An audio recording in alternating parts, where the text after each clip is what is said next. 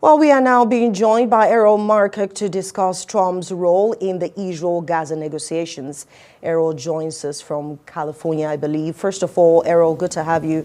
We have seen a very successful ceasefire deal in a couple of weeks. Why is it now so necessary to hand Israel the Mk-84 bomb while this very delicate process is still ongoing? Well, I think it speaks to the overall strategy from the Trump administration. It's a speak softly and carry a big stick, Roosevelt-style diplomacy. And I think a lot of these things that we're seeing that are very confusing I admit to myself or to anybody, when the president comes out and says Gaza is now America, that's a little bit confusing. And at first you might take it out, like, what does this mean? But what does it mean? It means that the Arab countries, a Saudi-led coalition with the Qataris, with the Turks to some degree as a majority Muslim country, are all going to realize, hey, there's an opportunity here to rebuild this area, and it can be rebuilt in three ways. It can be rebuilt in the image of America, which I don't think anybody wants. It can be rebuilt in the image of Israel, which I think only Israel wants, or it can be rebuilt as a coalition of nations. And I think that is what these there's the carrot and there's the stick, and they're offering both sides of it. And Donald Trump has always been committed to a sovereign Israeli state. Marco Rubio has come in there and declared the U.S. intentions to back Israel fully. And you see with rising tensions with Iran, especially, this is coming into a whole global scale. So if we're able to build a coalition of people who are willing to go and remake Gaza into a Dubai of the Levant, if you will, then perhaps you're going to see a better bulwark against Iran. So I think the strategy right now is to be confusing to the viewer. The viewer isn't supposed to understand what's going on. It's supposed to be misdirection, because behind the scenes there's quite a lot of deal making, and it looks like a lot of people who would never have done what they're talking about now are going to be open to it out of necessity. So I think it's a little bit of American gamesmanship. You have a different regime. You have people who are global players. They've stated that the U.S. is not an indispensable nation. This is a multipolar world order, and America needs to do what's best for America. And if that means confusing our friends and enemies and everybody for a while, that's what's going to happen. And I think we just need to trust the president and wait and see what happens. The confusion there for me, but how about the people of Palestine? Are we considering what they really want out of this? I like that you put it on three platforms, talking about what people might want for Gaza and the Arab nations, and then Israel or American state, and then a coalition of all of that. But what does Palestinians want? It seems like their hopes just rely on the nations around them. Yes, it certainly does. It's not a pleasant scenario whatsoever, and it's not a scenario that this administration has created. This is a 75-year conflict, and there's nothing positive about forcibly, or however you want to describe this, displacing people from their home. However, their home has been completely destroyed. And if you go look at maps from 1960, it's shrunken down to almost nothing.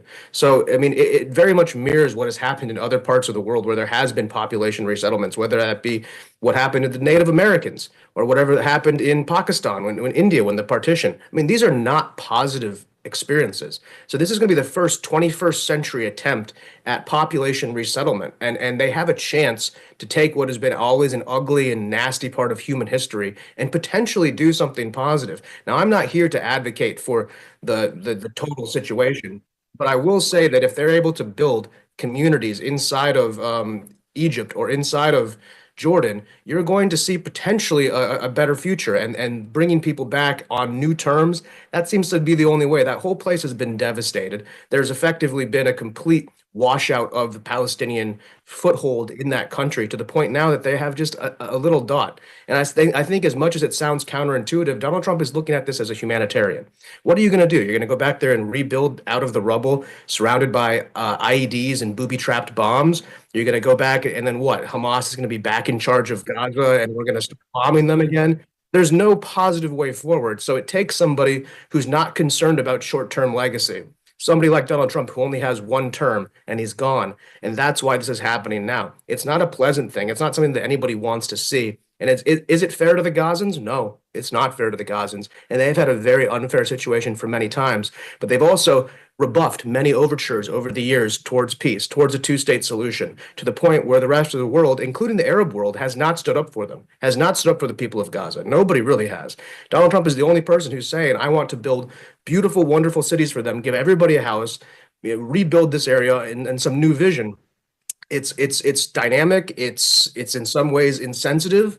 But on the other hand, if you look at it from the perspective of somebody trying to solve the problem, as opposed to continue and perpetuate this problem, which has no solution, it seems to be one of the cruel facts of life that population resettlement might be the cure here. And again, that's a tough thing to say on television or privately, but it certainly is the direction that we're going. And if it can be done correctly with dignity and compassion, and a better world can be built from it, then I think it's a necessary evil that we're going to have to go down. So here's the thing about the conversation we're having. The Arab nations are against them taking in Gazans. Where do we expect them to move to? That's on one hand. Secondly, how are we sure they're going to come back to their territory secured? Yeah, well, when it comes to the first one, I think a lot of it has to do with America. Let's take Egypt, for example. Outside of Israel and a couple other countries, Egypt receives the most military aid from the United States. They're run by effectively a general, and that whole country is a military state for all intent and purpose. Now, they don't have the capacity to influx this many Palestinians into Egyptian society. It's a very large population, very poor population, but they do have a lot of land in the Sinai and other areas that could be partitioned or given as a special protectorate. And I think that's a solution there. When you think of Jordan, you have to think about how did the king of Jordan come into power? Well, the Ottomans put him into power, and they were disposed about 10 years later, and the British Empire imagine that monarchy. So this is a monarchy that's always been a vassal state to either the British or eventually to the Americans. And they've done a very good job with it. I mean, East Jordan land, West Jordan land, they have much more cultural comparison to the Palestinians. So again, they don't have a lot of ground to stand on when they are sort of completely beholden to the Western powers that are the reason why their monarchies and their dictatorships are able to stand up against their outside world, is because of U.S. backing. And without that backing, they will collapse. So if Trump says, I'll take that away, then they're going to have to play ball. Because like he said, when a reporter asked him, they haven't talked to me yet. And now the real question is, how can we get people who are non-violent, non-Hamas affiliated back to Gaza? I mean, that's going to be a really important question. I don't think there can be any guarantees that can be given, but I think there can be shows of good faith. Certainly, everybody in Gaza is not related to Hamas or related to any sort of terroristic activities. And so there should be a place for a return of Palestinians in this new Gaza. How that looks, what that means, does that mean there's an international city? Does that mean some sort of workers permit? I mean, I don't think you're ever going to bring all of the people back based on what they're talking about. They're trying to build new cities, new worlds, if you will, in these neighboring countries. And those neighboring countries are going to eventually have to play ball with Donald Trump because Donald Trump controls their purse strings. So Biden had paused their shipment of weapons to Israel because of the danger, even though he had himself sent some to Israel, but stopped due to the danger in the region and how delicate it is. Now that Trump is pursuing peace, so to speak, one wonders, why have an olive branch and a dagger at the same time? Is it the confusion thing you're talking about? Yes, it's the American policy of speak softly and carry a big stick. You have both at the same time. On one hand, we're talking about détente, we're talking about progressive peace policies. On the other hand, we're giving incredibly blunt instruments that will completely devastate one side of the equation if they're applied. So you're putting your finger on the scales in different ways to create leverage, to create negotiation. That's the idea here. The idea is now we've put the bombs back in their hands. These guys have said they'll use it if they don't get their hostages back. Trump was very sincere about the hostage return, some of them American citizens. And I think a lot of that has to go towards that show of force, just like we saw the B-52 bombers land in the UK recently. That's both a show to Mr. Putin, but also a show to whatever factions are left in that region, that the U.S. definitely has the ability to come in and completely obliterate a situation in a way that the Israelis cannot do. So I think it's a speak softly, carry a big stick. Again, is that how things were done in the last 20 years? No, not really, but the world has gotten much less safe. There's been so many awful wars that haven't gone anywhere, nothing succeeded. And so I think it's going back to that old American philosophy of, we're happy to help, but if you don't want to help us, we will destroy you. And I think that's what President Trump is pushing with here. Erol, I'd like to get your thoughts on the Arab nations refusing to take the Palestinians. Trump has made it clear he would want them to move so he can rebuild the city. Arab nation says no, Trump says yes. Where does that leave them? Well, that leaves them at a security impasse. The United States guarantees the security of all the global shipping of oil that exists. The United States Navy is the reason why you're able to move all your LNG out of Qatar, or all of the petroleum out of Saudi Arabia. The pipelines are going through NATO countries, whether it be in through Turkey or where is it going? And the end consumers of their product is mostly Western nations.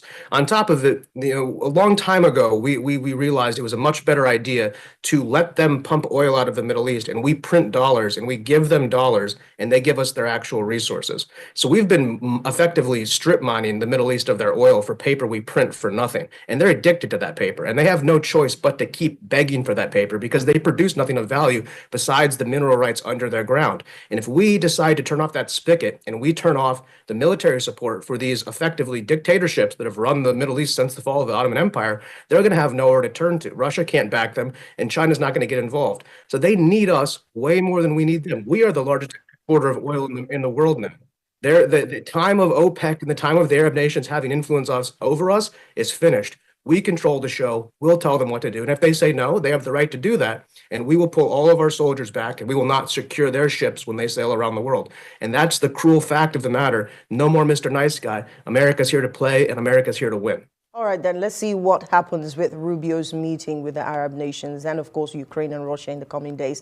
Thank you so much, Erol Morkoç, for joining us on Arise America. You're watching Arise America. Still to come, Ukraine.